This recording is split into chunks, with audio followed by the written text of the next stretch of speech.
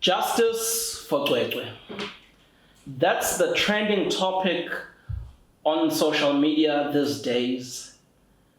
An innocent 7-year-old girl went to school and she came back, unfortunately, raped.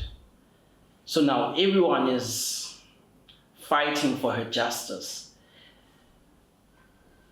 There are so many Cwekwes in the country, in South Africa, that people don't fight for. And today we're going to unpack on what this looks like in general society. And it gives me a great pleasure to be able to introduce a leader, a social entrepreneur, and a person who fights for the people who don't have a voice. Welcome to All Things Leadership Podcast. My name is Nhlaka H, and today's guest is Ubaba Xaba. Ngicela simpheni izandla ubaba Smangaye Xaba.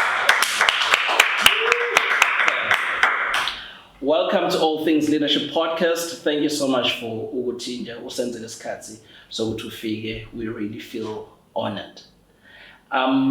What do we make of the story of For Cwecwe that we've seen on social media going around? Baba Nhlaka H, thank you very much. First and foremost, congratulations on this important platform, All Things Leadership. Thank you. It's a very important platform in our society. As so many things are going wrong, and the reason things are going wrong, as we are talking about the 7-year-old girl, is because we don't have effective leadership in this country. Should we have had leadership that is effective, the leadership that is servanthood based, leadership that is in touch with the reality of people, of women, of youth, of children on the ground, we wouldn't be where we are and where we say justice for Cwecwe. It is indeed a very sad day in our country. A sad day. We just commemorated a Human Rights Day this month, and yet we found ourselves here where the rights of the young 7-year-old has been violated. Indeed, we must dip our heads in shame. Sure. Sure. And what are some of the things that we can do as society to protect the people that are voiceless, that are unheard? Because I think this story is out there because of social media, but I think there's just so many people who are encountering such shameful acts in our society. As leaders, what can we do now? I think it's fundamentally important that we need to have a moment, a pause moment. What does this event that has just taken place mean to us as individuals? And bearing in mind, Cwecwe is just one girl, and there are hundreds and thousands of untold stories that are not in the limelight, just as this one of Cwecwe. Cwecwe represents so many young girls that are kidnapped, that are trafficked, that are raped, given where we are in KwaZulu-Natal, recent statistics reflect that KwaZulu-Natal is number one when it comes to teen pregnancy. And the teen pregnancy is another form and an extension of gender-based violence and femicide. Sure. And of which happens in our schools. Happens in our communities. We are a country that is really in deep trouble if we speak about where we are going. We lack vision, we lack direction, and certainly we lack decisive and effective leadership. You know, one of the sad things, we are crying for justice. There are many victims of gender-based violence and femicide who've been denied justice. Many even women and children even die without seeing justice served. Sometimes I questioned the priority of our government. We've got too many crime imbizos. Yes. That we host. Every month there's a crime imbizo. But is crime decreasing? No. There is a lack of investment into, by our government, by even at large by our private sector, lack of investment into the right solutions that will help reduce crime, that will help decrease gender-based violence and femicide. For example, South Africa is a country of 60 plus million people. And we are battling crime in each and every province. Yes. But when it comes to the DNA testing labs, for example, it's a current hot topic. Yeah. We've got 3 DNA testing labs in the country. The KwaZulu-Natal one is not functional at all. Here you have a province that is topping in comparison with other provinces, crime, rape, murder, any other forms of crime, and yet we don't have tools to help us fight crime effectively. In South Africa today, criminals have zero fear of the law. Yes. Because we don't see regularly justice being served effectively to the hardcore criminals. So how are we going to win the fight against gender-based violence when the current labs, of which one is in Eastern Cape and in Gauteng, you're sitting with 140,000 backlog of cases waiting to go through the testing? How are we going to speedily resolve the issue of Cwecwe if her case still needs to take the cue from other? You know, recently I heard of a lady who shared her story. She was raped, I think 2009. She only received justice last year because there was no, she had to wait for the DNA testing. to be conducted. As they say,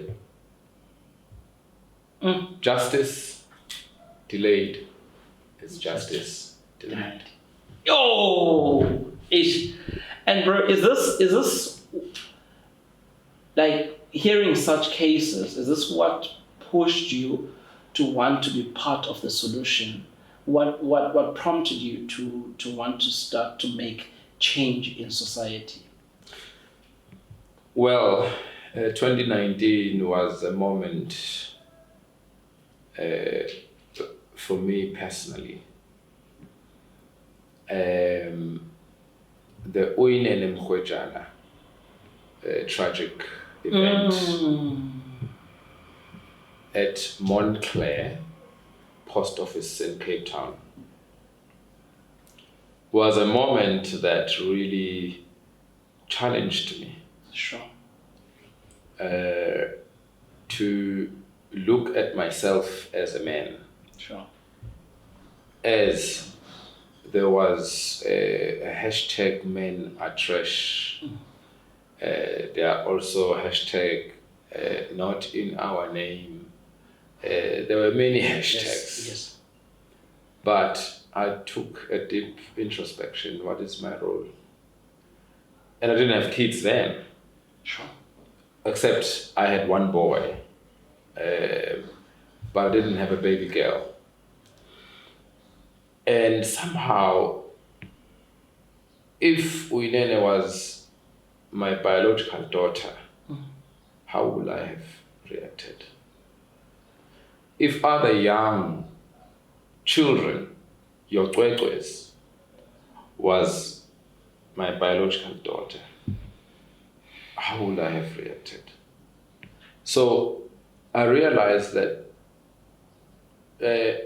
we elevate a lot negativity and bad things than shining a spotlight on good things in society. So we allow the bad, the evil to brand us. I can honestly tell you, there are few evil, criminal men in society who are doing horrible things. Yes. But because of our silence as good men, therefore we are trash. Because the neighbor that hits his wife, that rapes a young girl in a community are not unknown people in society. But it's a question of, if it lands on my desk and on my ears, what is my response? Yeah. I said, I choose to be not that man that keeps quiet.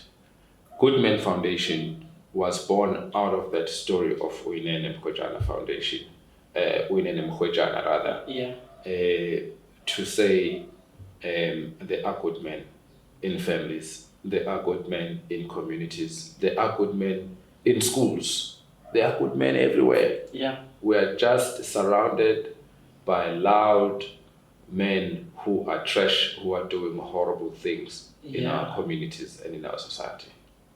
Sure. And so in 2019 you started to take action. Was abuse something that you've always observed as you grew up, and where did you grow up, and how did that shape the way you think? Look, I'm born and bred to KwaNongoma, ehlala Nkosi. But I grew up here in Durban, from Nhlaka. In Durban, that's where I grew up. Now, if you know, Nhlaka today is a rape capital of South Africa. I remember my mother, who was a domestic worker. She's late, she passed away in 2023. Sorry, man. She saw danger and removed me from Nhlaka at a teenage stage, because there is no anything to look up to There is no anything to inspire. I know of some who may come across, may disagree. Yes. But we lived and grew up in the harsh reality of poverty. And it's sad to see such harsh conditions at what can subject young people to. Because of lack of access to equal opportunities, whether it be in education, whether it be work opportunities, or whether it be entrepreneurship, business opportunities. There isn't those kind of offering, so young people without proper guidance and leadership, then they resort to drugs, they resort to alcohol, they resort to a crime, they resort to anything that is not taking our communities and our country forward. So I come from that kind of environment, and I'm really grateful for my praying mother. For seeing the danger and removing me out of danger. And she was a very praying woman. So even though when I was 20, I didn't follow her to church, I went into I chose my church. I chose my faith path. And I've been grateful because that what has shaped the man who I have become today. To serve in leadership in the church was an immense humbling experience. To travel across Africa on mission trips, taking the gospel into these communities and countries, Eurasia, your India, your Turkey, you mentioned. That broadened my worldview, and in some of the communities we went into, it's like it's hope against hope. Kind of. I mean, I was in Goma. Goma right now is... Where is Goma? Goma is Eastern Congo, where we recently have had our South African Defence Force members killed. Yes. That is Goma. There's big conflict there. I was there. I was like, gosh, where do you start to dream here? And we have places like that in this country. Where you like, how do these people live?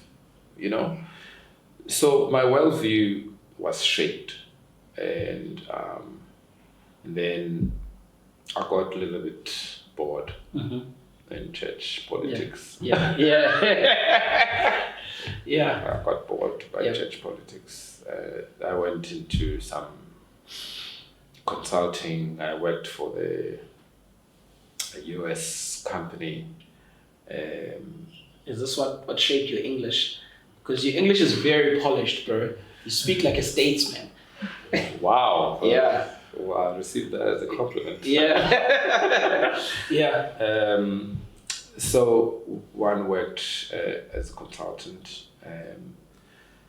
This company really focused on human capital, leadership, vision, culture, worked with organizations, and my role was more in the public sector and sports. The company was called PX2. And invaluable experience, training, mentorship I received there. I then from there went into start my own business. In what? ICT. Telecommunication, to be more specific. Where we worked with the telecoms, MTN, Vodacom, and providing services in the public sector space.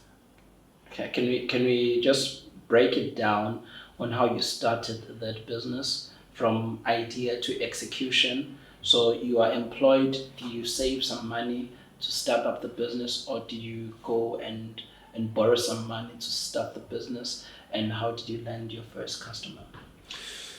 So one of the things, part of the church community I was with, I really benefited from, I like the setup. Yeah. After Amen. Yeah. There's life after Amen. Don't rush to go home. Yes. Hang around, grab a cup of coffee. Yeah. Talk to someone. One may look lightly of those moments. Thank you so much for watching this episode. I hope you're enjoying it as much as I do. This episode is sponsored by A46 Tech, our company that helps people gather the tech to build their own studios with our technical team. But even if you do not have the equipment, we come to you and we can shoot your podcast in your own space, in your own home, in your own company. So connect with us. In the description below, there is a link for you to connect with us. Would love to meet with you. Now, let's get back to the episode. But I believe they played a huge part of me in learning how to talk to strangers. Sure. Because in business, you're going to go out and talk to strangers and hope they will buy a product. Yeah. Trust me, you may have 100 friends. Sometimes very few friends will buy from you. True.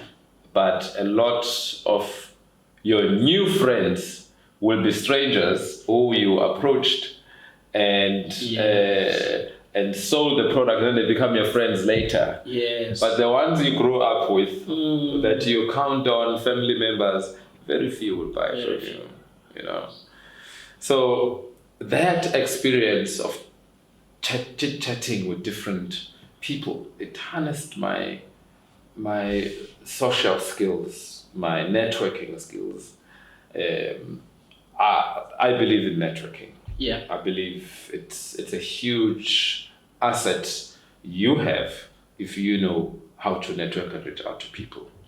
So because the environment is not an environment that promotes that if you are a big guru in a corporate, you are glorified. Yes. No, it's an equalizing environment where we are all equal before Christ. Yes. So you'll be pouring milk and borrowing sugar. Yes.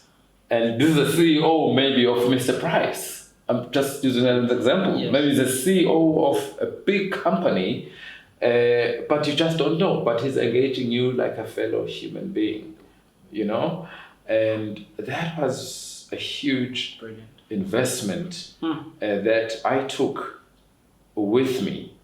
When I established the consulting, I already knew how to reach out to people. Brilliant. So MTN, your Vodacoms and your Telkom, Celsius, they've got what they call a reseller sort of deals that they will partner with SMMEs, and you take their product into the market. Sure. And they say, you, Smanga, have their relationships, so we're going to equip you, we want to back you. So when I land my first customer, it was in Gauteng, in the municipality. Wow. And again, total strangers. Trust me, total strangers.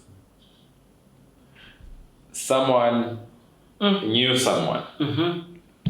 And so relationships are key. Relationships are not only key, are everything. Sure. Everything. And relationships, you invest in them. You don't wait to be called. You call. Sure. Let's have coffee. I pay for coffee. It was nice meeting you. Yeah. I call again. There is a relationship I had for 6 years. Again, don't relate with people for what you can get. Yeah. Because that relationship is not authentic. I had a friend and a brother who worked at Samsung. And some people, they were like, hey, why are you having this guy in your corner? Why are you believing in this guy? What has he done for you? Sure. You know? I said, no, it's not about what he can do for me. It's about brotherhood. I support him. Brilliant. When the moment is right, I know he will support. Yo. That's amazing. And in the project I was given to lead, to convert a school, Adams College. Adams College is a big institution in terms of what it has produced. Yeah. Former presidents, people who've gone and become group CEOs in multinational companies, who have come from that school.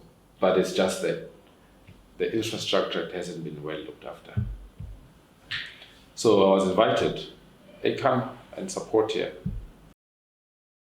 The Black Market House. Okay. Wow. Yeah, it's in Doti, this school. Brilliant. You know, of all the people who came and put money, investment, was this friend of mine of 7 years. Wow. Whom people were questioning me, what has he done for you? So you're gonna be intentional. That's amazing.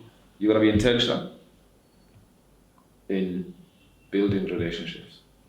You're gonna invest in these relationships. You're gonna travel. If it costs you a plane to go and meet someone you deem important, don't wait for things to happen by chance. He was just around. You know, you're gonna be determined. I have been that person who has been that determined. I haven't changed. Yeah. You know, I'm still as determined as I was years ago, even in running the GoodMen Foundation. Sure.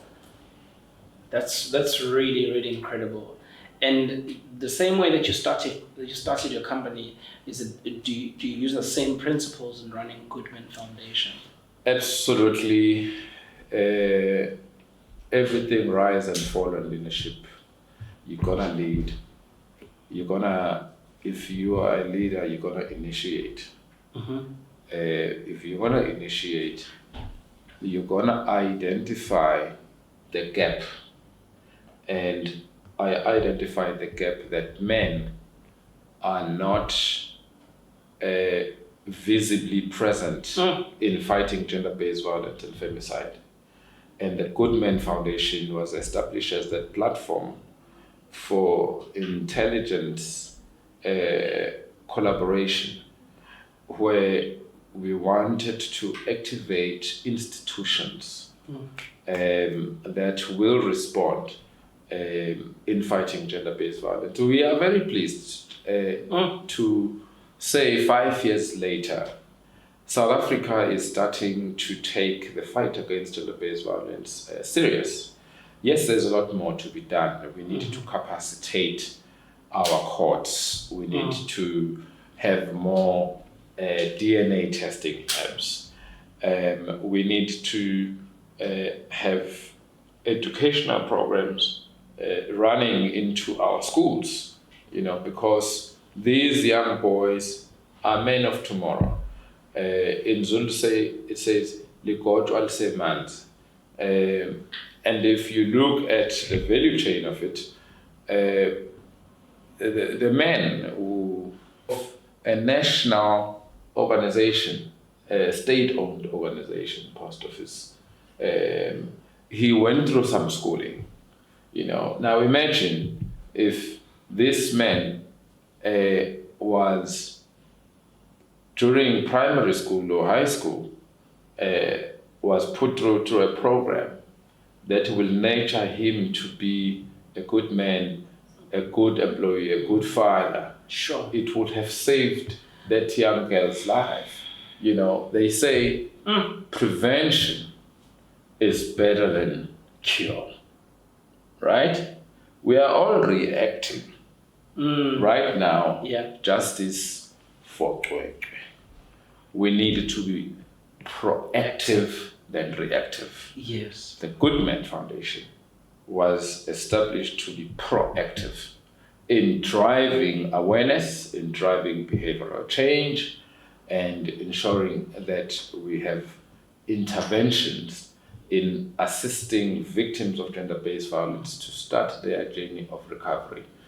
Where we are, we are at headquarters of Cloud Therapist. They are our intervention partner.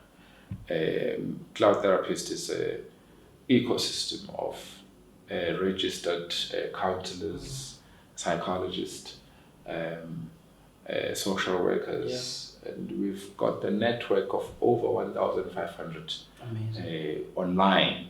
Wow. Because South Africa is a country that is still trapped in trauma. This trauma comes in different facets. Sure. There's trauma from the harsh realities of apartheid. And there's trauma as a result of abuse, rape, murders that takes place, the carnages on the road.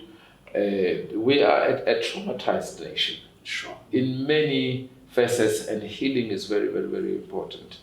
We are traumatized by even our divisions. Sure. Racial divisions, racism. And we need leadership to emerge. Yeah. And start paving a pathway that will help us to start to heal. What we've done, we've put a bandage. We've put in a bandage. Rainbow Nation, this and this. Not actual dealing with the problem. We're not dealing with the core issues that affect us. I can tell you now, 2 months later, we'll be saying a hashtag justice for somebody else. Sure.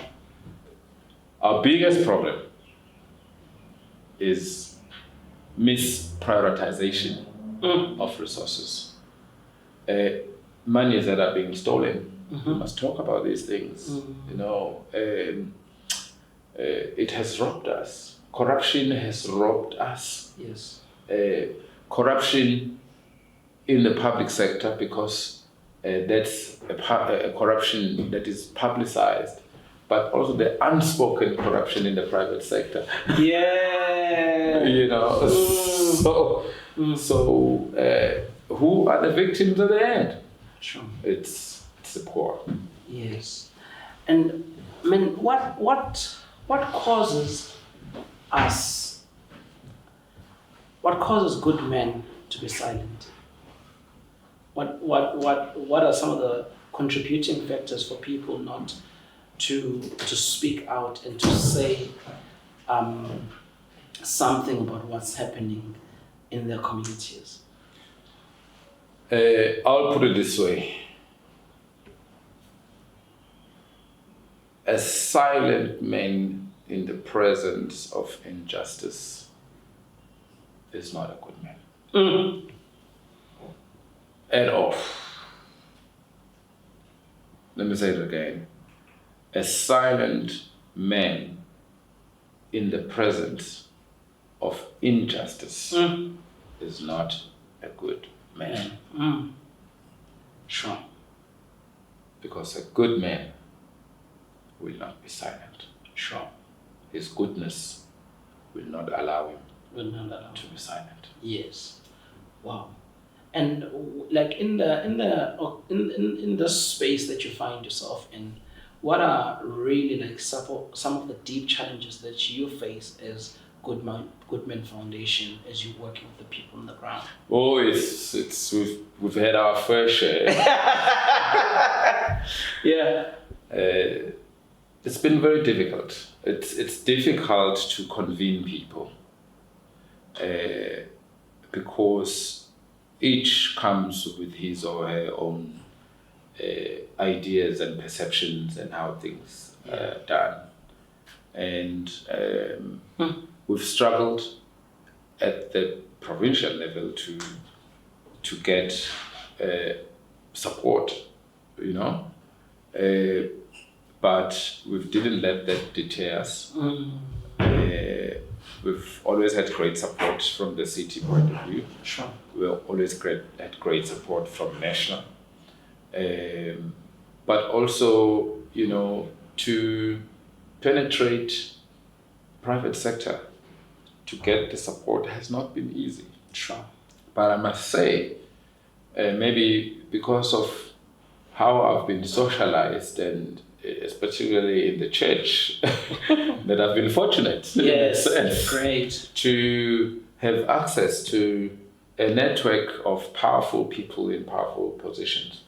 But someone who has not had that kind of opportunity and experience as I am, Sure. There's certainly a massive struggle in many township-based organizations in terms of lobbying for funding, lobbying for support, you know, and we had fought to be independent and not be seen as an organization that is politically affiliated.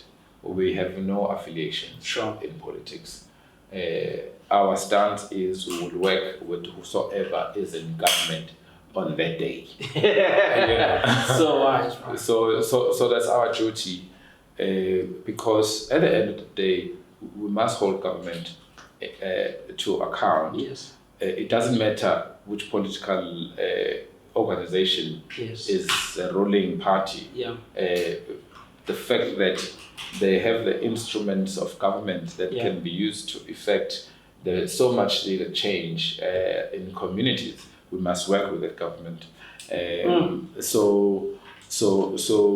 But also private sector to play their role, you know. And we're pleased to say we are seeing more and more private sector coming into party. Great. Yeah, it's encouraging, you know.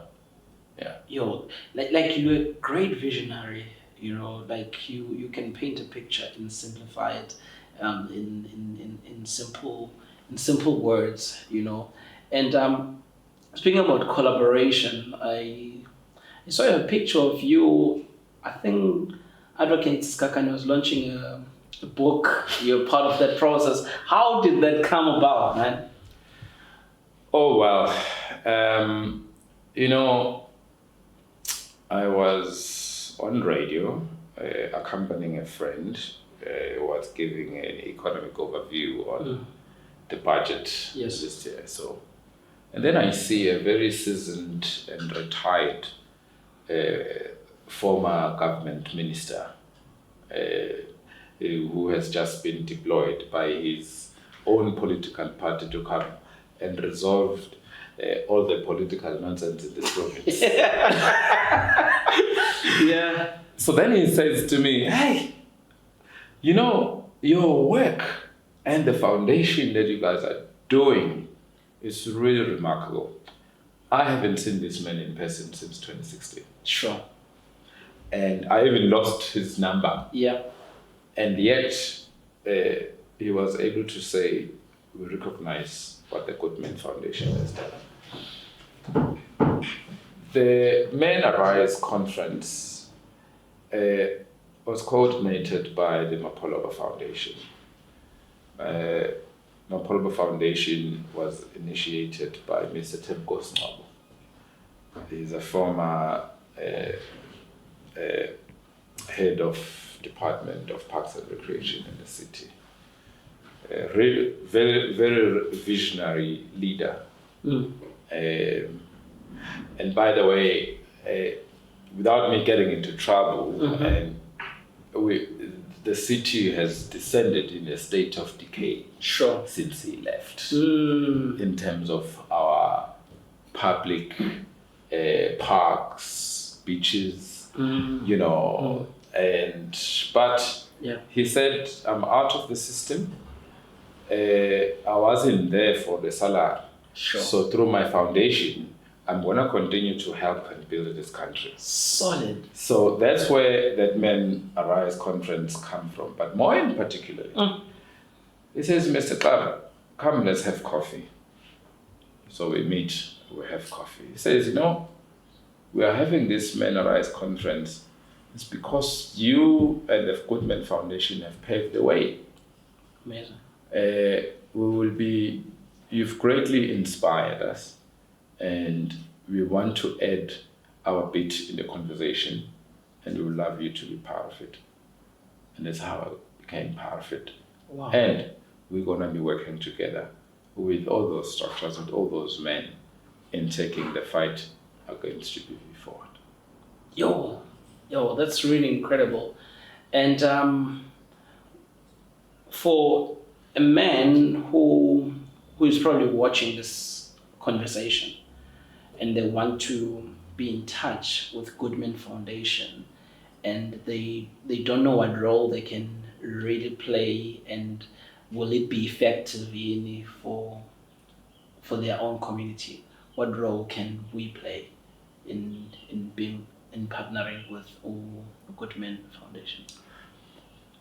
I think it's not. Let's look at it this way. It's not so much about partnering or doing something with the GoodMen Foundation specifically. But if anything goes by, you've been watching this podcast session, and my prayer is that this discussion provides you a platform to introspect. Because there are people you can reach and touch and change their lives. Just where you are. Of course, some of these things, they don't take one to start an organization. Sometimes you can be mistaken by that. When I was in church, I used to think to change lives, I need to start a church as well. But let me tell you, I've reached and touched more people through the GoodMen Foundation than I probably would have been through the church. Sure. So sometimes you're like, I need to get into the GoodMen Foundation in order to do something. You wait for nobody. You start where you are. It could be you just awareness. It could be you could volunteer at your school, nearby school. You could call unemployed men and young boys and giving them a good talk to say, guys, we can do something to change our lives. And of course, GoodMen Foundation, we go everywhere in the country. We are available, and we'll come and assist where we can. But the solutions are internal rather than external. That's brilliant. And I think one of the things that men will probably are probably wrestling with is this thing of knowing that we've been given the gift of leadership, that when we take a step and when we take a stand, it has more effect and impact because of the God-given authority over our lives, and that's like what you're just sharing right now is really life-changing. The solution starts from within, and I really thank you for coming through, and we're really blessed by you having this conversation, wanting to arise the heart of men. And please let us know, what are you dreaming about?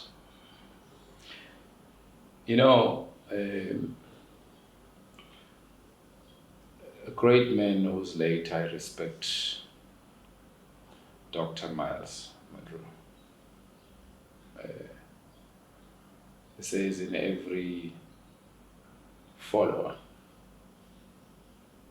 trapped is a hidden leader. Sure. Our next phase as a foundation, we're in a process of the next stage of impact. And that involves a process of assessment, introspection, sharpening of your axe, and in terms of when you go, into a battlefield, you want to go sharper, wiser, yes, and hit. So we realize that young people have been left behind in the developmental agenda of South Africa. Sure. We need to launch deep to where they are at and be able to rise with them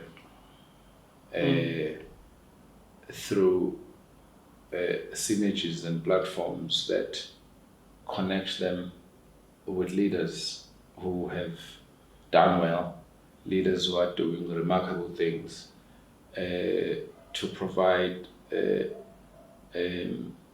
inspiration and empowerment, whether it's on the matters of economy, whether it's on the matters of relationships, whether it's in the matters of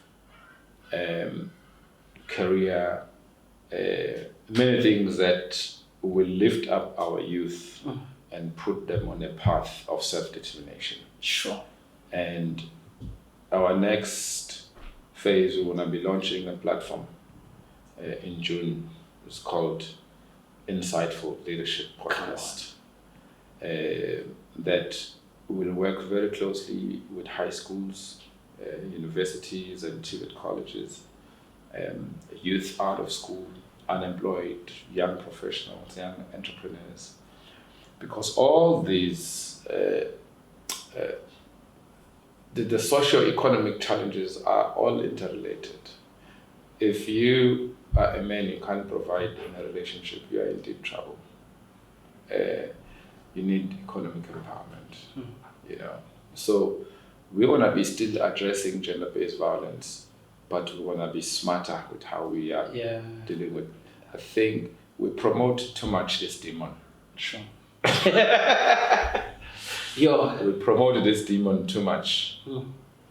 And then we don't apply tools that will empower people and young people to put them in a position where they are at less risk of committing such. Sure. So to say end GBV, how are you going to end GBV? We're going to have some kind of, if you empower 10 boys and you mentor them, give them skills and you set them up, you've solved a big problem. Yes. So that's our approach. That's brilliant. Yeah. What I like about you is that you don't just dream, you act. There's a way that you approach conversations, that you speak to people, speak to strangers. You are very courageous. And when you dream, you act. You started your own company, you started the foundation. And there are so many people who are dreaming, but maybe they fear that the fear of taking a step towards their dreams and their goals. And others have failed in starting to act towards their dream. Now they're trapped in fear. So what would you say to someone who has a dream and is not executing and might be in that position? You can just look at that camera and talk to the people at home. Every child born is born with a tiny seed of faith, inherent faith. When you are molded in your mother's womb, you are molded with the seed of faith, this hope inside you from the molding to birth. And that's why, as we grow up in life, raised by our parents, your mom and dad, who are your first in your life, that seed get nurtured of hope and faith. As you grow, it grows. And amazingly, another gift that God gives us is that leadership, because you must lead your life, and any change that you want to see, any dream you have, the very first person who must take the first step is you. You're gonna have faith in yourself. You're gonna believe that you have what it takes. You will not be able to trust other people and have faith in other people if you don't have faith in yourself. And there's many other ways you can cultivate that faith in you if hope is dead and faith is dead in you. Because what's the reason to live when faith and hope is dead? So by the surroundings of the people we have, and we are able to start cultivating that faith and that hope and to bring back to life. Analyze the people you hang out with, you spend 90% of your time with. What are they feeding in your life? What value are they adding? Because in order to execute those dreams, you need to associate yourself with the right company of positive mindset thinkers, of people. That is the start. It doesn't start with, I need 1 million rand to open this business. It doesn't start, I need to register a company at CIPC. It begins with your mindset. It begins with the image you have of yourself. Do you see yourself there? How can you get there? That's when you're bringing in external support, because you want to get there. Even this child, when the mother was giving birth, she did not give birth alone. There were people helping her to give birth into this child.